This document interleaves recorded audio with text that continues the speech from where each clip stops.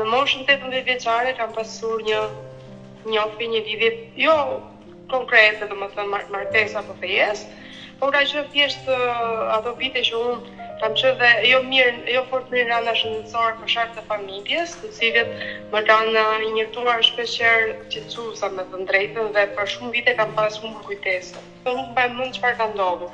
Pas shumë vitesh, disa të afërm dhe njerëz që më njihnin më thonin që ti ke një djalë që mund ta kesh lindur nga e kaluara. Unë nuk kisha ndjenjë fare sepse unë kam qenë gjatë gjithë këtyre viteve pa vetëdijshme në memorie, domethënë. Dhe nuk e di nëse është e vërtet, nëse do rezultojë domethënë diçka konkrete, apo mund të qenë me vërtetë të zënë dhe ka mbetur dështim apo. Por djali në fjalë ti ke pasur dhe më pas kontakte. Ja ke treguar këtë histori se ndoshta mund kemi sjellë në jetë një fëmijë? Po, kam folur, kam komunikuar vetëm me chat, jo me shumë video ose me shumë që ta shikojmë në aparencë, por ai më ka thënë që ka kërkuar familjen e vet dhe nuk do t'ja di domethënë. E dashur, e Jona, ndoshta për shkak të gjithë problemit të shëndetit mendor,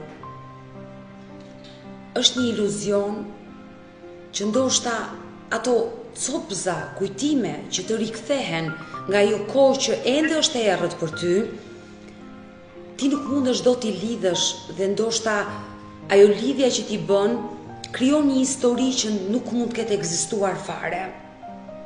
Sepse unë jam e sigurt që një baba, një nën, duan të bëjnë më të mirën për fëmijën e tyre.